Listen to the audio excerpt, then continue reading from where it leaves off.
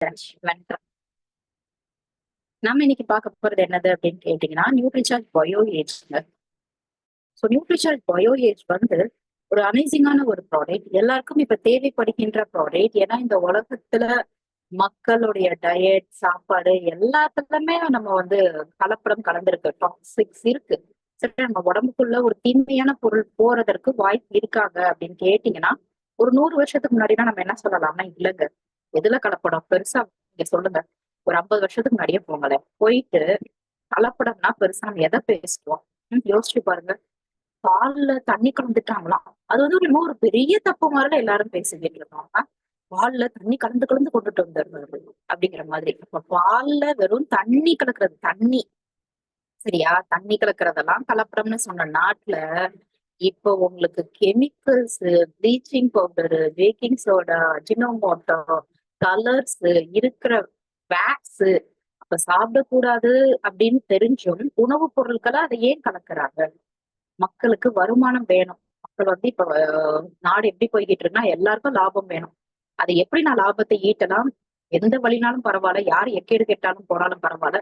எனக்கு நல்லா இருக்கணும் அப்படிங்கிற நோக்கத்துல உலகம் வந்து ரொம்ப தப்பா போய்கிட்டு இருக்கு. அப்ப குடிக்கிற தண்ணியில இருந்து, சாப்பிடுற ஃப்ரூட்ஸ்ல இருந்து, ஒரு குழந்தைகளுக்கு வாங்குற உணவுப் பொருட்கள்ல இருந்து கலப்படம் இருக்கத்தான் செய்யுது. இதை தேர்ந்தெடுத்து ஃபுல்லா ஆர்கானிக்கா நான் சாப்பிடணும் அப்படின்னு கேட்டீங்கன்னா ரொம்ப கஷ்டம். ஏன்னா அரிசியில இருந்து, பருப்புல இருந்து எல்லாமேல நமக்கு இதாயிருக்கு. அப்ப இதை சாப்பிடும் நோக்கத்தில் நம்ம உடம்புக்குள்ள அந்த டாக்ஸிக் சப்ஸ்டன்ஸ் எல்லாம் இருக்கிறது ஃபுல்லா சேர்ந்து சேர்ந்து சேர்ந்து நாளடைவுல பின்னாடி நமக்கு வந்து பிரச்சனை கொடுக்க ஆரம்பிக்குங்க. அதை எப்படி தவிர்க்கலாம்? அது போக மெயினா nutrition bio age is for alcohol consumer. ஒருத்தவங்க தண்ணி அடிக்கிறாங்க, அவங்க ஸ்மோக் பண்றாங்க, அவங்களுக்கு எப்படி கொடுக்கலாம்? இதுதான் நம்ம வந்து இன்னைக்கு ஃபுல்லா பார்க்க போறோம். சோ இது வந்து கொஞ்சம் பேர் ரெக்கமெண்ட் பண்ணியிருந்தாங்க. திரும்பவும் மேம் அடுத்த வாரம் எனக்கு எடுங்க மேம். நியூட்ரிஷன் கிட்ஸ் முன்னாடி எல்லாம் இப்படி இருக்காதுங்க. இப்போ வந்து எல்லாருமே கால் பண்ணி பண்ணி அது நல்லா இருக்கு கேட்கறதுக்கு. மேம் எனக்கு வந்து நியூட்ரிசார்ஜ் கிட்ஸ் எடுக்கிறீங்களா? எனக்கு நியூட்ரிசார்ஜ் பயோஏஜ் எடுங்க மேம். நியூட்ரிசார்ஜ் ஏஎன்சிசி எடுத்தீங்களா மேம்? அட்டன் பண்ணாம போயிட்டேன் மேம். பிரெக்னன்சி லாக்டேஷன் நிறைய பேர் கேட்குறீங்க மேம். நான் ஐயோ விட்டுட்டோம் மேம், விட்டுட்டோம் மேம், திரும்ப எடுங்கன்னு. அப்ப என்ன தெரியுதுன்னா எல்லாரும் ஆர்வமா இருக்கீங்க. டைம் டேபிள் மாதிரி வேற எல்லாரும் கேக்குறீங்க மேம். என்னென்ன எடுக்க போறீங்க எல்லாமே முன்னாடியே சொல்லுங்க மேம். எங்களுக்கு அப்பதான் அவங்க அட்டன் பண்றதுக்கு முடிஞ்ச அளவு நான் முன்னாடியே சொல்றதுக்கு ட்ரை பண்ணிடுறேன். சரியா? அப்ப இன்னைக்கு பார்க்க போறது பயோ ஏஜ்ங்க. பயோ ஏஜ் மெயினா தண்ணி அடிக்கிறவங்களுக்கு, ஸ்மோக் பண்றவங்களுக்கு, புகையிலை குட்கா போடுறவங்களுக்கு, அது போக அனைவருக்கும். ஏன்னா நம்மளுடைய உடம்புல அந்த டாக்ஸிக் சப்ஸ்டன்ஸ் அதை வெளியேற்றுறதற்காக நம்ம வந்து எடுத்துக்கொள்ள வேண்டியது நியூட்ரிஷன் பயோ ஏஜ். ஸோ அது போக இது எந்த உறுப்புக்கான ஒரு ப்ராடக்ட் அப்படின்னு சொல்லி கேட்டீங்கன்னா, மெயினா உங்க உடம்புல கல்லீரல் அப்படின்னு ஒரு உறுப்பு இருக்குங்க. அந்த உறுப்பு எங்கிட்ட இருக்குன்னு கூட எல்லாருக்குமே தெரியாது. அது என்ன வேலை பார்க்குதுன்னு கூட தெரியாது. பட் நம்ம உடம்புல 500 மேற்பட்ட வேலைகளை பண்ற ஒரே organ, largest and important organ அது என்னதுன்னு கேட்டீங்கன்னா அது கல்லீரல். இப்ப கை என்னங்க வேலை பார்க்கும் அப்படின்னு கேட்டீங்கன்னா, கையை வச்சு நான் வந்து ஒரு பொருளை தூக்குவேன், ஒரு பொருளை எடுப்பேன், நான் சாப்பிடறதுக்கு யூஸ் பண்றேன்.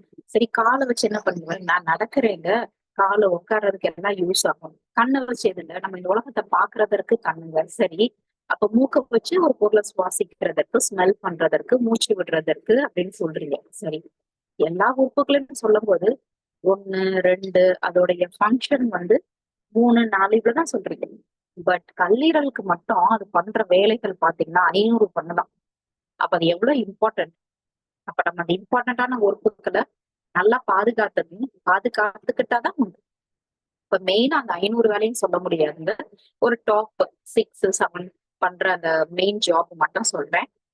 இந்த கல்லீரல் என்ன பண்ணும் அப்படின்னு சொல்லி கேட்டீங்கன்னா, சத்துக்கள் எல்லாம் முடிஞ்சு வச்சுக்கிட்டு, ஸ்டோர் பண்ணிக்கிட்டு, அப்புறம் ரத்தத்துல வந்து சத்தை ஏத்தி விட்டு, போங்க போங்க எல்லாம் ஒவ்வொரு உறுப்புகளுக்கா போங்க அப்படின்னு சொல்ற வேலையை பண்றது வந்து இந்த கல்லீரல் தான்.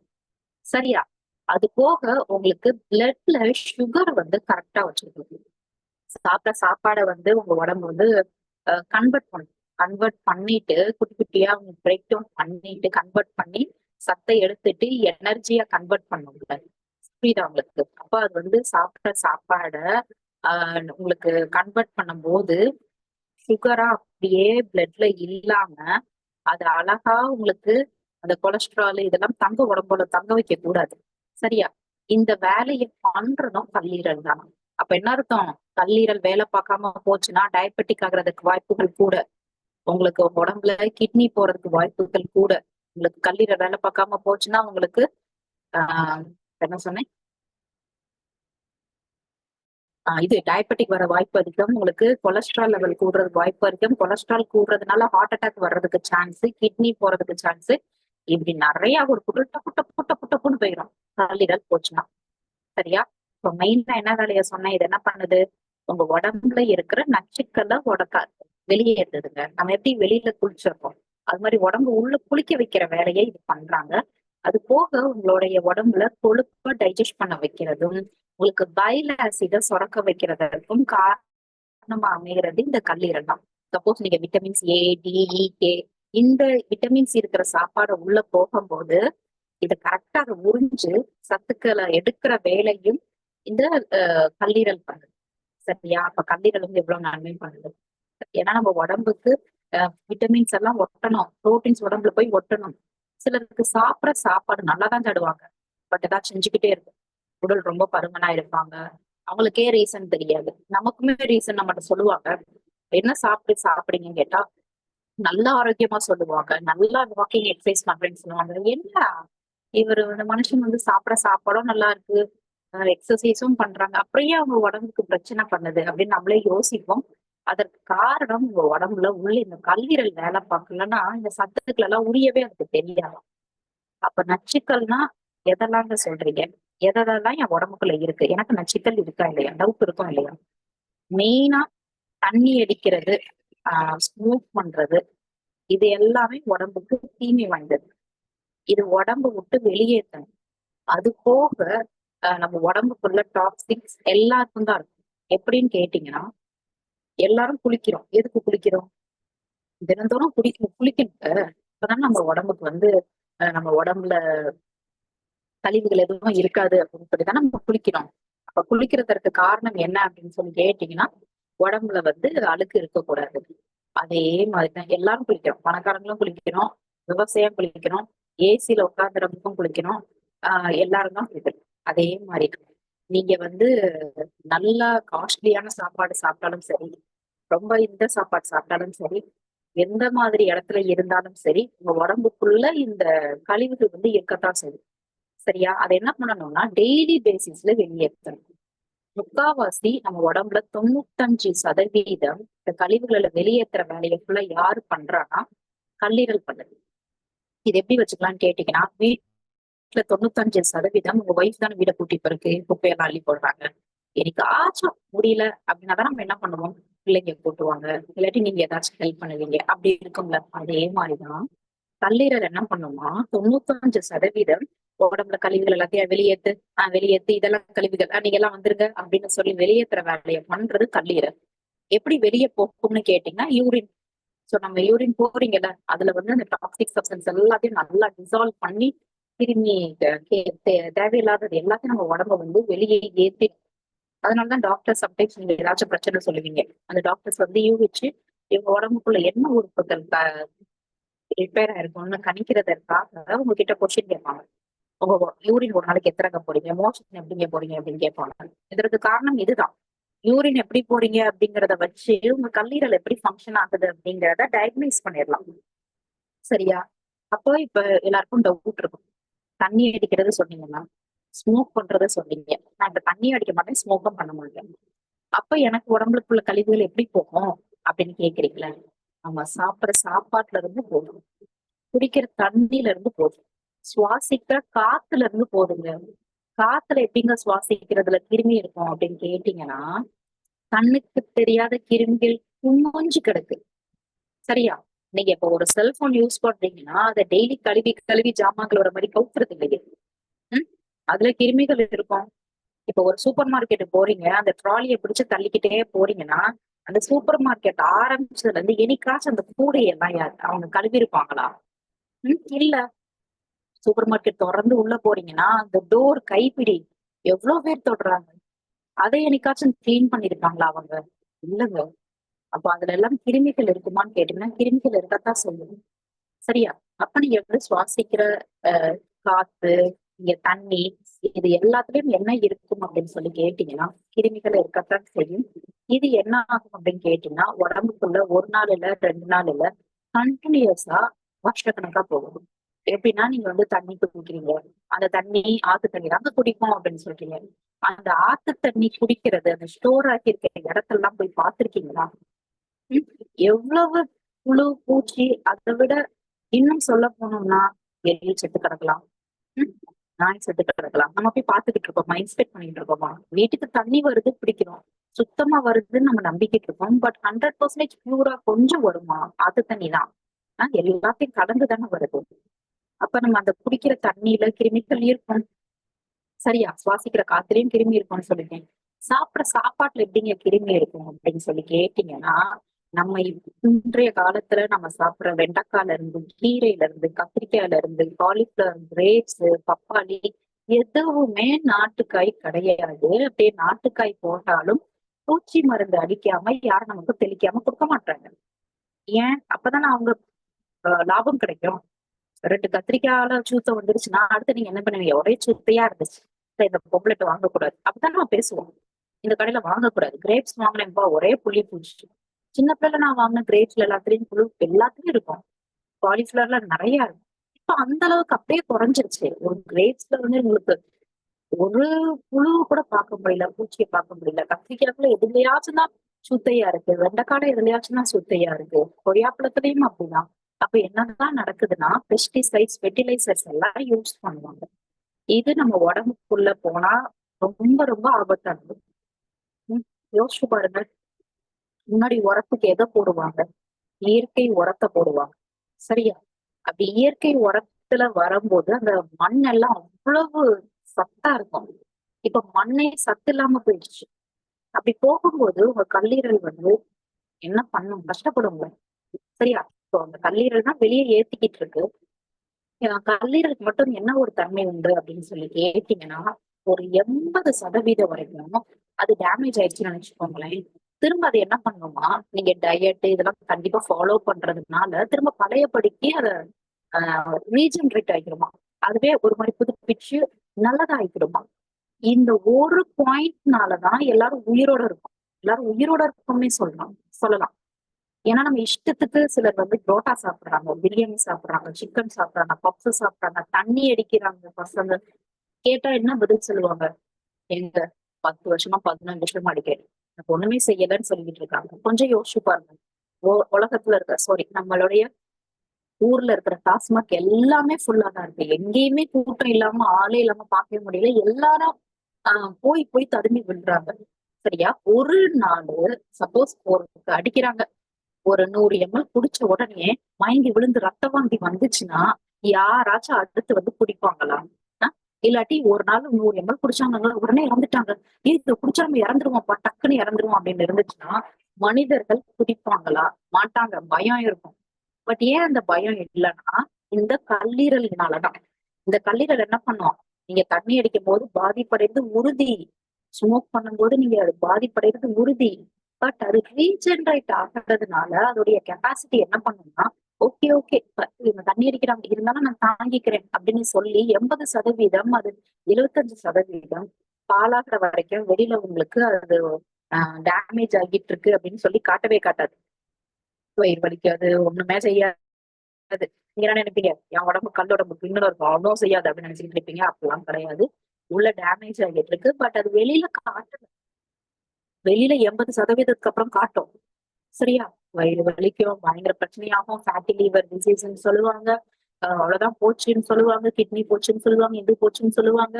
அநியாரம் பிடிச்சுக்கிட்டு டாக்டர்கிட்ட ஓடுறதுக்கு இதுன்னு போய் பண்ணாலும் காப்பாற்ற முடியாது. அது மாதிரி போயிடும். சரியா? சோ அப்ப கல்லீரல் வந்து பாதிப்பு அடைஞ்சிட்டுதான் இருக்கு. அதுக்கு ஏன் நம்ம சான்சஸ் கொடுக்கணும்? ஆல்கஹால் கன்சியூம் பண்ணீங்கன்னா கண்டிப்பா அது டொபாக்கோ ஸ்மோக் பண்ணாலும் ஆகும். அது போக ஃபேட்டி லிவர் வந்து சம்டைம்ஸ் வந்து வெஜிடேரியனுக்கு வரும்.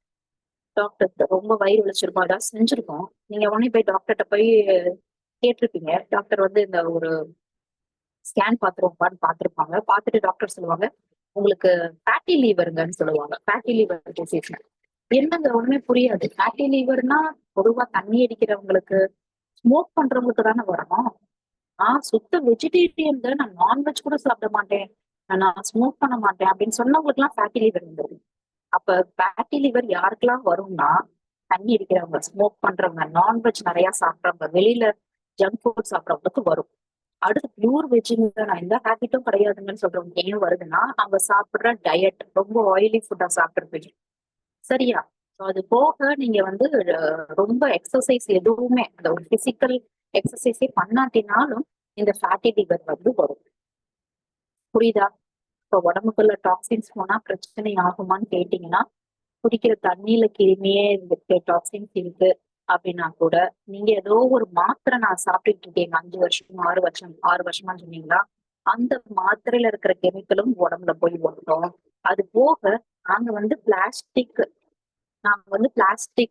தான் ரொம்ப யூஸ் பண்றோம். நான் வந்து ஒரு தண்ணியில இருந்து 1 செகண்ட் வெயிட் பண்ணுங்க.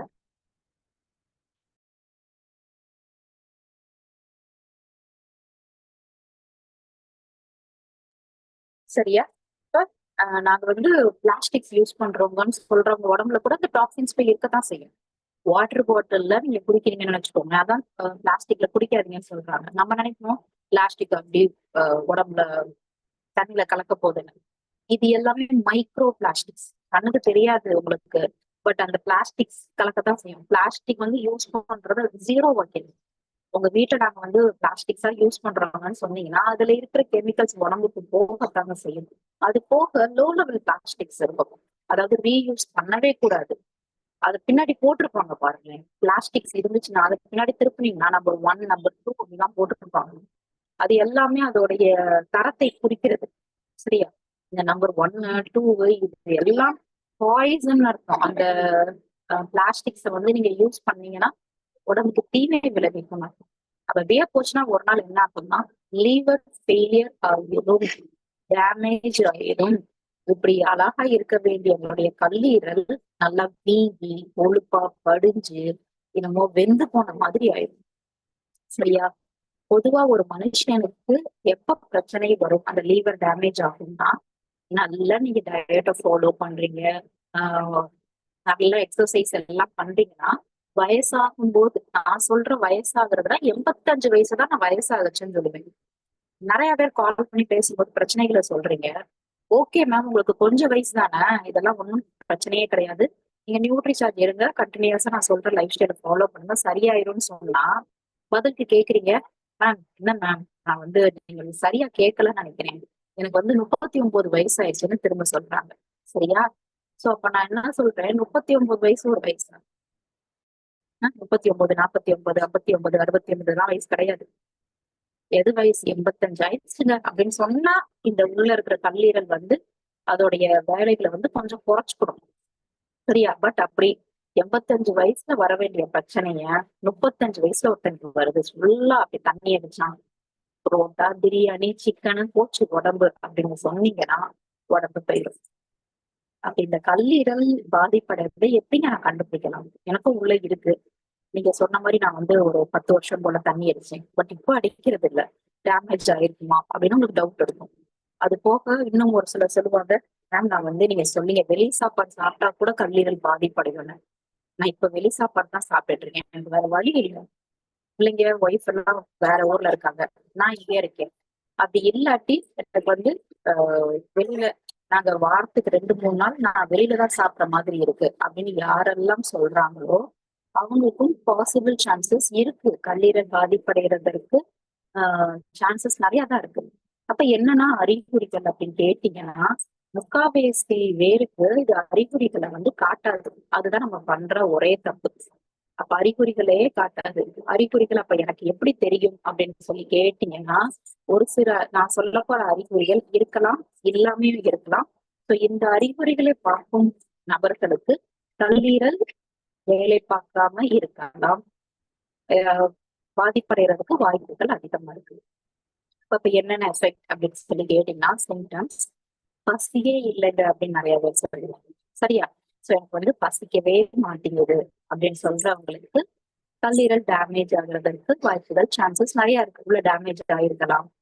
எனக்கு தெம்பே இல்லைங்க, எனர்ஜியே இல்லைன்னு சொல்றவங்களுக்கோ, ஒமட்டுதுங்க எனக்கு சாப்பிட்ட உடனே, வாமிட்டிங் சென்சேஷன் மாதிரியே இருக்கு, சாப்பாடை ரசிச்சு சாப்பிட்ற மாதிரியே இல்லைன்னு சொல்றதும், சாப்பிட்ட உடனே எனக்கு ஒரு மோஷன் போற மாதிரி ஒரு ஃபீல் இருக்குங்க அப்படின்னு சொல்றவர்களுக்கும், வயிறு வலிக்குது அப்படின்னு சொல்றவர்களுக்கும் இந்த கல்லீரல் பிரச்சனை பண்றதுக்கு வாய்ப்புகள் அதிகமா இருக்கு. ஸோ நீங்க கன்சிடர் பண்ணிக்கலாம். இது போக இன்னொரு உண்மை என்ன அப்படின்னு கேட்டீங்கன்னா, இது வந்து உங்களுக்கு பிரச்சனைய வந்து காட்டாது. சரியா? அதுதான் மெயின். நமக்கு வந்து காட்டிருச்சுன்னு நினைச்சுக்கோங்க. இப்ப கண்ணு நான் என்ன பண்ணும்னா, கண்ணு சிவக்கும், கண்ணுல இருந்து கண்ணீர் வரும், கண்ணுல ஏதாச்சும் கட்டி இருக்கும், கண்ணு உருக்கும், ஓகே கண்ணு பிரச்சனைன்னு தெரிஞ்சிடலாம். கை வலிக்குதுன்னா உங்களுக்கு கை வலிக்கும், உங்களுக்கு வீங்கி இருக்கும், ஏதோ பண்ணுது தெரிஞ்சிடும். பட் அது மாதிரி இந்த கல்லீரல் காட்டாது.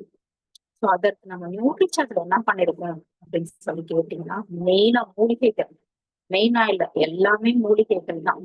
சரியா? ஸோ இந்த மூலிகைகள் எல்லாத்தையும் உள்ள வச்சு ஆஹ் ஒரு மனுஷனுடைய கல்லீரலை பாதுகாக்க முடியும்னு தெரிஞ்சு ஆஹ் மூலிகைகளா உள்ள வச்சிருப்போம். அப்படி வச்ச மூலிகைகள்ல டாப் மூலிகைகள் எல்லாம் நான் சொல்றேன்.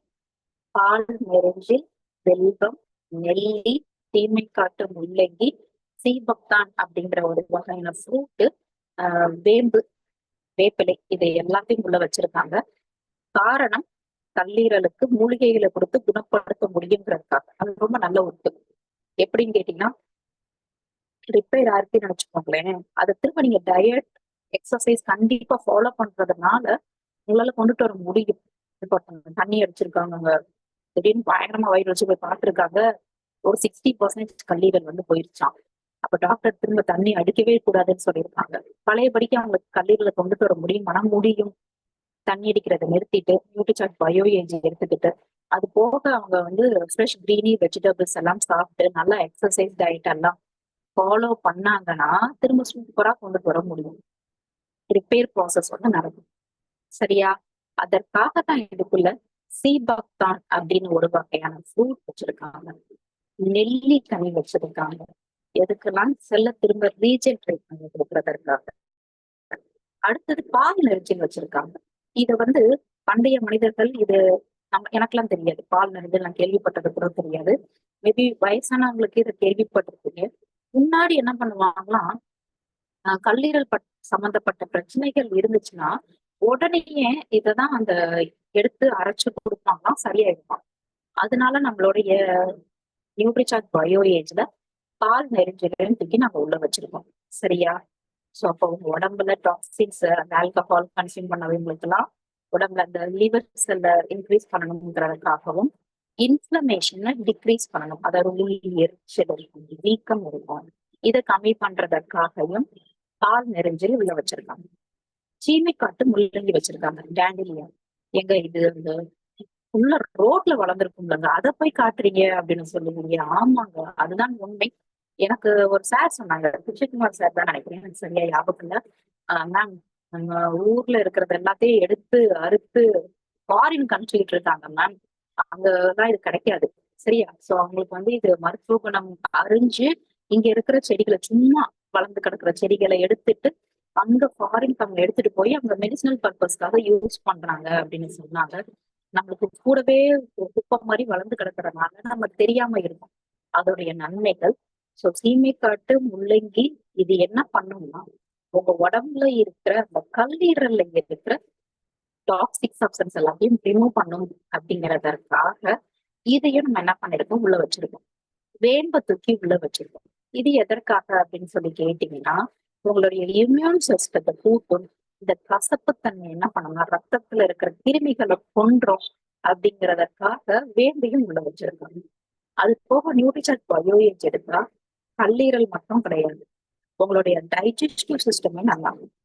வயிற்றுல அஜீரணத்தன்மை, அசிடிட்டி, நெஞ்சு எரிச்சல், புளிப்பு ஏப்பம், பசிக்காம இருக்கு, வயிறு தும்முனி இருக்கு, கான்ஸ்டிபேஷன் ஆகுது, சாப்பிட்ட உடனே பாத்ரூம் போற மாதிரி இருக்கு, எனக்கு சாப்பிட்ட எதுவுமே சேர மாட்டேங்குது, அடிக்கடி எனக்கு வயிறு மட்டும் பிரச்சனை பண்ணிக்கிட்டே இருக்கு, நெஞ்சு அப்படியே சாப்பிட்டது அப்படியே நிக்கிது உள்ள இறங்காம, இப்படி இவ்வளவு பிரச்சனைகள் சொல்றவர்களுக்கும், எனக்கு ஃபேஸ்ல பிம்பிள்ஸா இருக்கு, எனக்கு கொஞ்சம் அலர்ஜியா இருக்கு, கை கால்லாம் எனக்கு எரியுது, சாரி அரிக்குது, இந்த பிரச்சனைகள் இருக்கும் நபர்களுக்கும் நியூட்ரிஷன் பயோ ஏஜ் ரெக்கமெண்ட் பண்ணலாம்.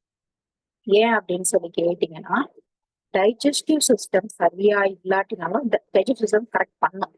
இப்ப சொன்ன பிரச்சனைகளுக்கு நியூட்ரிசார்ஜ் பயோ ஏஜியும் கொடுங்க, நியூட்ரிசார்ஜ் எஸ்பியும் கொடுங்க. சரியா? வயிறு கரெக்டா அது வேலையை பார்க்கணும். நம்மளுடைய வயிறு எப்படின்னா, நம்ம வீட்டு மிக்ஸி ஜாரையா வச்சுக்கோங்க. மிக்ஸி சட்டுன்னு நல்லா புதுசா வாங்கிட்டு அந்த மிக்ஸி ஜார் எப்படி இருக்கும், உள்ள ஒரு தேங்காய் சட்னிக்கு நல்லா பெரிய பெரிய தேங்காய் சில்ல போட்டா கூட சரியா அரைச்சிடும், சூப்பரா இருக்கும். உள்ள நீங்க எதை போட்டாலும் அரைச்சிடும். அந்த மிக்ஸி ஜார் வேலை பார்க்கறத கம்மி பண்ணிடுச்சுன்னு நினைச்சுக்கோங்க. சரியா? சட்னி எப்படி இருக்கும், கொதன்னு இருக்கும். பொரிகல்ல தேங்காவும் சேர்ந்து இருக்காது, பச்சை மிளகாய் சரி அரைச்சிருக்காது, ருசியை கொடுக்காது. எல்லாம் ஒன்னா சேர்ந்து அரைப்பட்டு வந்தாதானே ருசி இருக்கும். சரி, அப்ப அரைக்க தெரியல, மிக்ஸி வந்து வேலை பார்க்கல. நம்ம வயிறும் அதே மாதிரி வேலை பார்க்கலன்னா சாப்பிட்ட சாப்பாடை எப்படி உங்களுக்கு டைஜஸ்ட் பண்ணணும்? அப்ப டைஜஸ்டிவ் சிஸ்டம் தானே மெயின். ஏன்னா நம்ம ஒரு நாளைக்கு சாப்பிடணும். உலகம் வந்து ரெண்டாக அப்படி பலந்து அப்படி நின்னா கூட மனுஷன் சாப்பாடை போட்டுதான் ஆகணும் உடம்புக்கு. அதான் எனர்ஜி கொடுக்குது. ஸோ இந்த டைஜஸ்டிவ் சிஸ்டம் கரெக்ட் பண்றதற்கு நியூட்ரிஷன் பயோ ஏஜ் கொடுங்க. ஏன்னா இதுக்குள்ள என்ன பண்ணிருக்கோம்னா என்சைம்ஸ் வந்து உள்ள வச்சிருக்கோம். என்சைம்ஸ்னா என்னன்னு தெரிஞ்சுக்கோங்க. தமிழ்ல செரிமான நொதிகள் அப்படின்னு சொல்லுவாங்க. நம்ம சாப்பிடுற சாப்பாட்டை செரிக்க வைக்கிறதற்கு இந்த செரிமான நொதிகள் வந்து ஹெல்ப் பண்ணணும் உடம்புக்கு. நமக்கு தெரிய மாட்டேங்குது என்ன சாப்பாட்டுக்கு என்ன என்சைம்ஸ் அப்படின்னு. பட் ஒவ்வொரு சாப்பாடுக்கும் ஒவ்வொரு என்சைம்ஸ் இருக்கு. புரத சத்து சாப்பிட்டா அதுக்கு கொஞ்சம் என்சைம்ஸ் இருக்குமா, சோறு சாப்பிட்டோம்னா அதுக்கு என்சைம்ஸ், உங்களுக்கு நீங்க வந்து பால் அது மாதிரி குடிச்சீங்க அதுக்கு ஒரு என்சைம்ஸ். ஸோ இதுக்கு ஒரு என்சைம்ஸ் வந்து சுரந்து நீங்க சாப்பிட்ற சாப்பாடு எல்லாத்தையும் அழகா பிரேக் டவுன் பண்ணோம்னா ஒண்ணும் கிடையாதுங்க. நீங்க இப்போ ஒரு மிக்சியில வந்து ஒரு ஆப்பிள துண்டு துண்டா போட்டு மிக்சியில லைட்டா தண்ணியை ஊற்றி சர்ன்னு அடிச்சா ஒரு ஜூஸ் ஆகுதுல, சாப்பாடும் அதே மாதிரி நம்ம சாப்பாடு அப்படியே வயிற்றுக்குள்ள போகாது. வயிற்றுக்குள்ள போன உடனே அந்த உங்களுக்கு சுரக்கக்கூடிய கேஸ்ட்ரிக் ஜூஸ் இதெல்லாம் என்சைம்ஸ் எல்லாம் என்ன பண்ணணும்னா சாப்பாடு நல்லா தண்ணியா ஒரு ஜூஸ் மாதிரி ஆக்கிட்டு தான் சிறுகுடலுக்கு அடைச்சு வைக்கும். சரியா? சிறுகுடல் வந்து சத்த எல்லாத்தையும் உறிஞ்சு எடுப்பாங்க. இந்த வேலைகளை பண்ணக்கூடிய இந்த என்சைம்ஸ் சுரக்காம போறதற்கு காரணம் வயசாகிறது, ரொம்ப நான்வெஜ் சாப்பிட்றது, ரொம்ப ஆயிலி ஃபுட் சாப்பிட்றது, ஸ்மோக் பண்றது, ஆல்கஹால் கன்சியூம் பண்றதுனால இந்த என்சைம்ஸ் எல்லாம் சுரக்காம போயிடும். சரியா? அப்ப நியூட்ரிசார்ஜ் பயோ எதுக்குன்னா திரும்ப சுரக்க வைக்கிறதற்கு இந்த என்சைம்ஸ் உள்ள சேர்த்திருக்காங்க. புரியுதா உங்களுக்கு?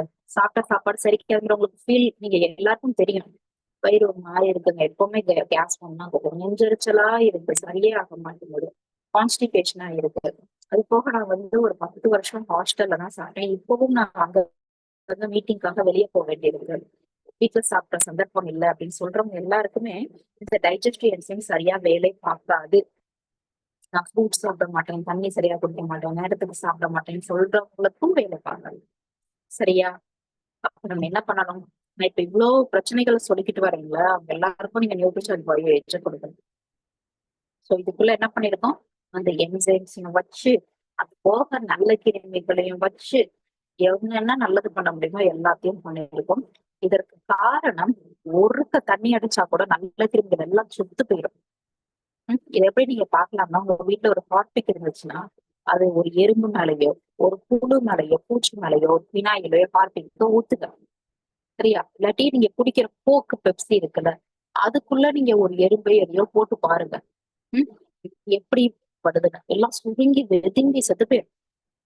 தண்ணி அடிக்கிறதுக்குள்ள அதுக்குள்ள போட்டு பாருங்க, அந்த புழு பூச்சியே செத்து போயிடுதுன்னா உடம்புக்குள்ள வயிற்றுக்குள்ள இருக்கிற நல்ல கிருமிகள் உங்க உடம்புக்கு என்ன ஆகும் யோசிச்சு பாருங்க, எல்லாம் போயிடும்.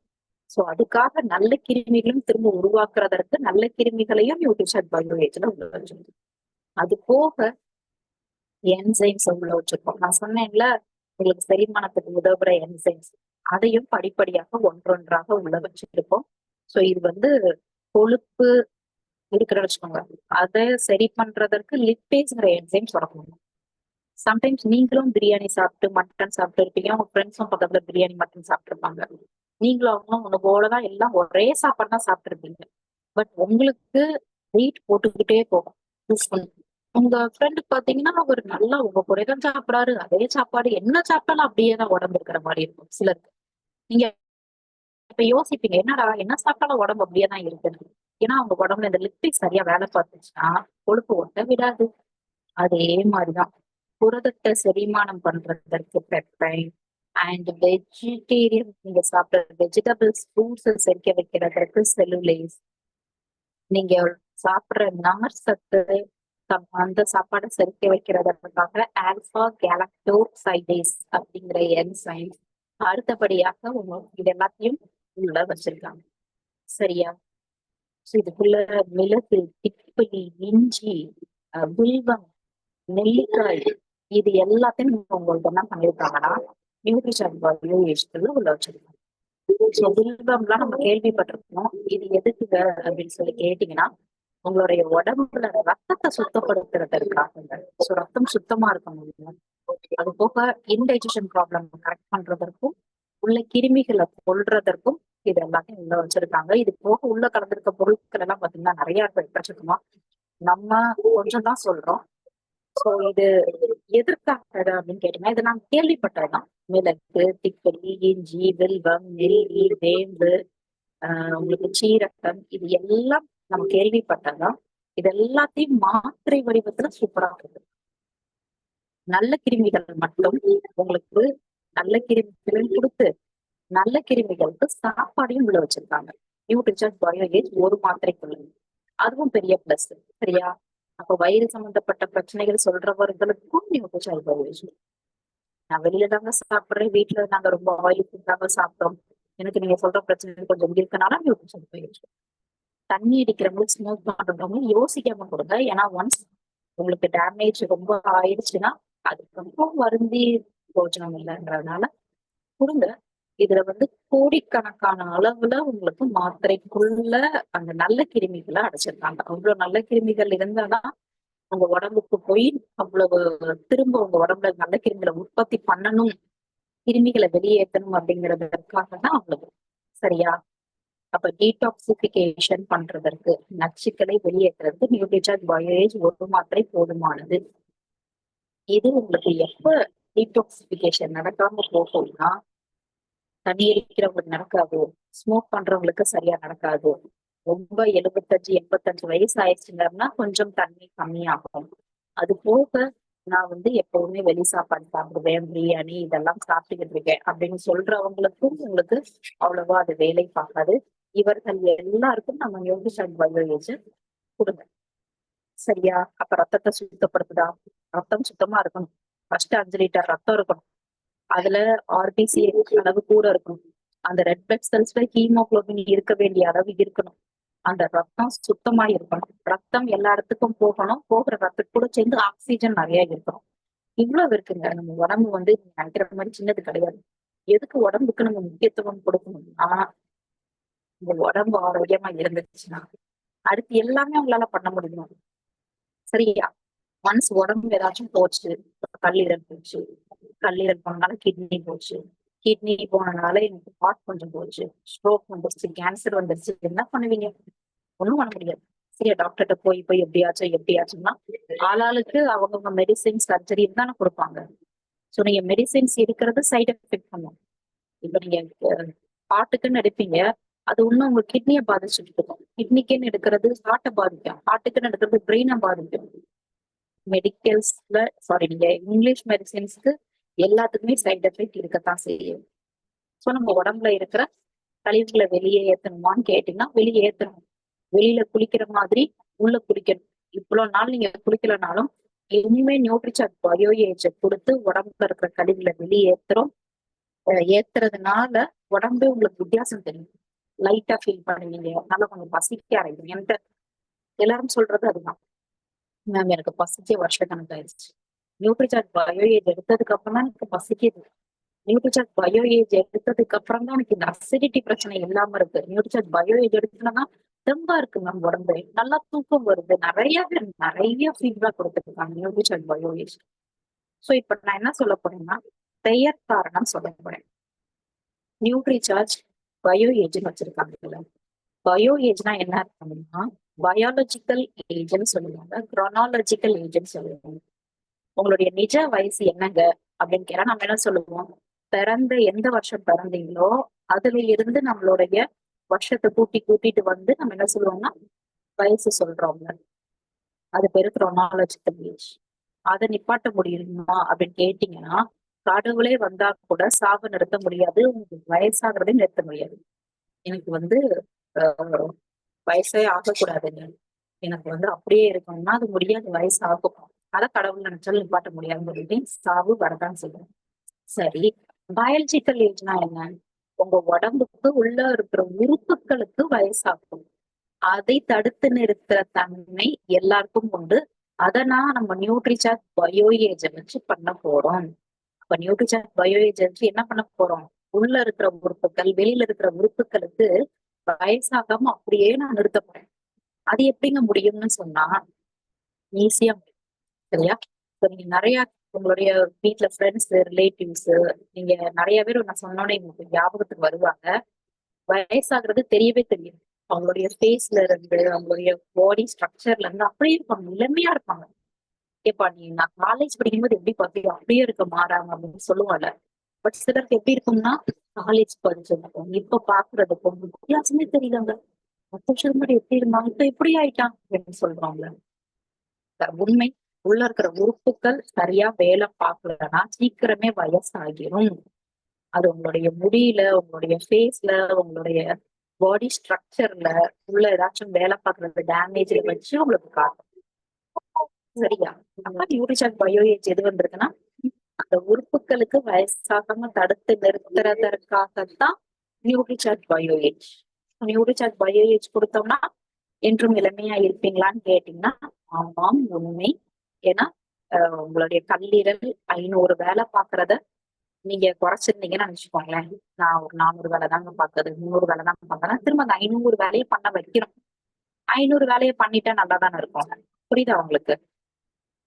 உங்க வீட்டுல வந்து கழிவுகளை சப்போஸ் ஃபார் எக்ஸாம்பிள் குப்பை அள்ளுறதுக்கு வந்து வரல குப்பைக்காரங்க. ஒரு நாள் குப்பை, 2 நாள் குப்பை, 3 நாள் குப்பை, 4 நாள் குப்பை, 5ஆவது நாள் எப்படி இருக்கும்? அந்த குப்பை எப்படியாச்சும் போய் எங்கேயாச்சும் போய் கொட்டிட்டாச்சும் வருமோமா அப்படிங்கிற மாதிரி இருக்கும். உங்களுக்கு பிடிக்காது. அப்ப ஒரு 5 நாள் குப்பை தங்கினதுக்கே உங்க வீட்டுல இருக்கிற காய்கறி கழிவுகளை போட்டதே ஸ்மெல் வருதுன்னா, நீங்க வருஷக்கணக்கா உள்ள கழிவுகளை தேக்கி வச்சது வெளியே போகாம இருக்கிறது பிரச்சனை பண்ணுமா பண்ணாது. சரியா? அதுக்காகத்தான் நியூட்ரிஷன் பயோ ஏஜ். சோ இது வந்து ஒரு double layered, bi layered tape.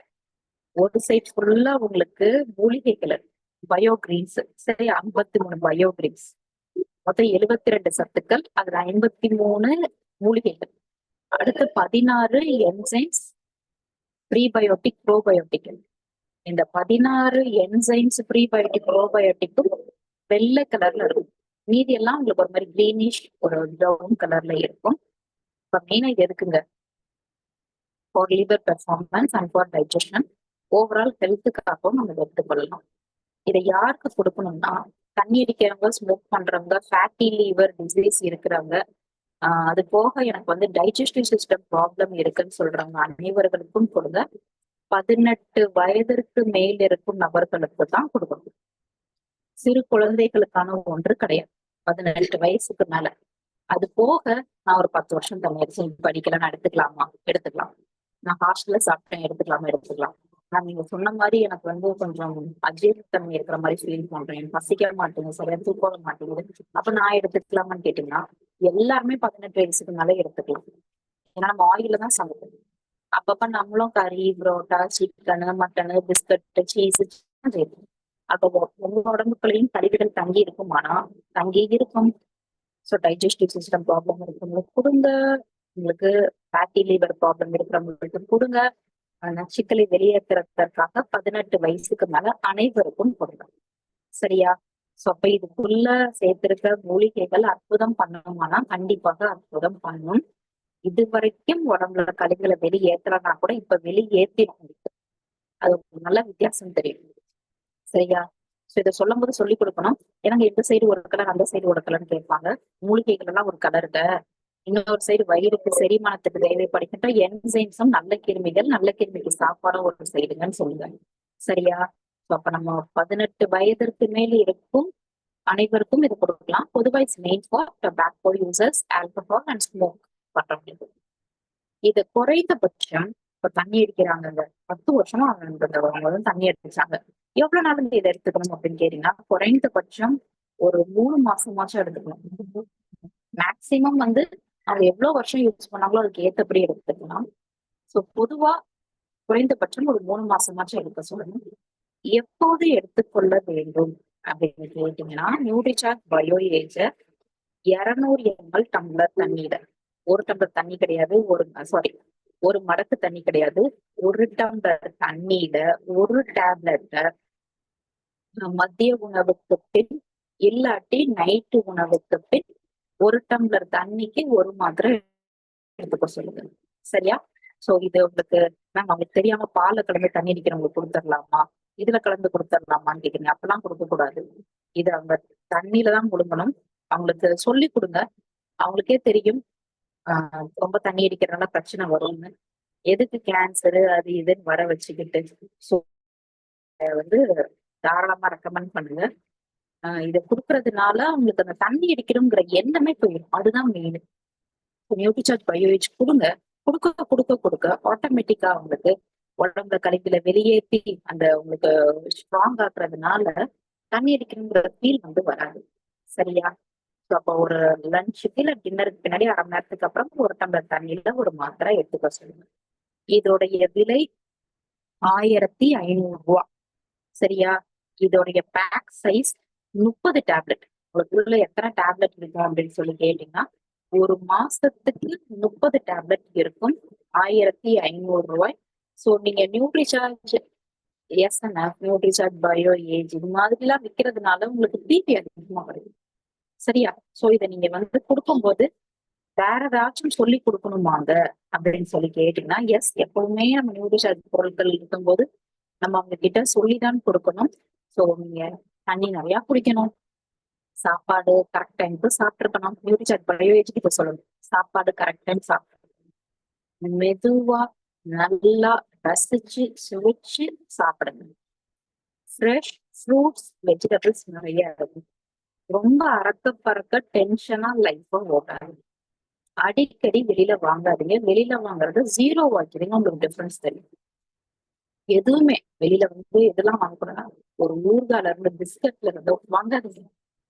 வீட்டுல பண்ணறதுனாலும் நீங்க எவ்வளவு ஆயில் யூஸ் பண்ணுவீங்க ஒரு மாசத்துக்கு? 4 லிட்டரா? 1 லிட்டர் அப்படியே கம்மி பண்ணிருக்க. சரியா? சோ ஆயில் நம்ம ஊத்துறீங்கன்னா ஊத்தும் போது எல்லாம் கொஞ்சம் கம்மியா கம்மியா கம்மியா ஊத்துங்க. ஆயில் நிறைய ஊத்துனாதான் டேஸ்ட் வரும். சரியா? சோ டேஸ்டுக்கு இடம் கொடுக்காம ஹெல்த்துக்காக யோசிச்சு இது எல்லாத்தையும் கட்டுப்படுத்துங்க. உங்களுக்கு கொழுப்பு ஆட்டோமேட்டிக்கா கரையும். போக நியூட்ரிசார்ஜ் பயோ ஏஜ் இருக்கும் போது இந்த கல்லீரல் இது வரைக்கும் சரியா வேலை பார்க்காட்டினாலும் நல்லா வேலை பார்க்கும். உங்களுக்கு வித்தியாசம் தெரியுமான்னு கேட்டீங்கன்னா, ஃபேட்டி லிவருக்கு நல்லா தெரியும். ஸோ ஃபேட்டி லிவர் இருக்கிறவங்க இதை எடுத்துக்க ஒரு 3 மாசம் எடுத்துக்க சொல்லுங்க. அந்த 3 மாசமும் டயட் நல்லா ஃபாலோ பண்ணணும். எக்ஸசைஸ், வாக்கிங் இருக்கணும். சும்மா அப்படியே எழுந்திரிச்சோம், படுத்தோம், எழுந்திரிச்சோம், உக்காந்தோம், புரியாம வேலை பார்த்தோம், உக்காந்தோம், அப்படிலாம் இருக்கக்கூடாது. கால் முட்டி நல்லா மடக்கி நிமித்தி எடுக்கணும்ல. அப்படி இருந்தாதானே உங்களுக்கு வேலை பார்க்கும். சரியா? சோ உடம்புன்னு இருந்துச்சுன்னா வேலை பார்த்துக்கிட்டே தான் இருக்கணும். வேலை பார்த்துக்கிட்டே இருக்கிற வரைக்கும் தான் உங்க உடம்பு கைக்குள்ள இருக்கும். இதுக்கு சைடு எஃபெக்ட் உண்டாங்க அப்படின்னு கேட்டீங்கன்னா, சைடு எஃபெக்ட் உங்களுக்கு கிடையாது. இதை யாருக்காச்சும் கொடுக்க கூடாதுன்னு இருக்கான்னு கேட்டீங்கன்னா, பிரெக்னன்ட் ஆனவங்களுக்கும் லாக்டேட்டிங் பாலுக்கும் தாய்மார்களுக்கும் எடுத்துக்க கூடாது. அவங்களுக்கு மட்டும் எடுத்துக்க கூடாது. சரியா? சோ ஒரு நாளைக்கு எத்தனை டேப்லெட் அப்படின்னு கேட்டீங்கன்னா, ஒரு நாளைக்கு ஒரு டேப்லெட் போதுமானது. இதுதான் நியூட்ரிசார்ஜ் பயோஏஜ். டவுட் இருக்கவங்க ப்ளீஸ் ஹேண்ட் ரைஸ் பண்ணுங்க.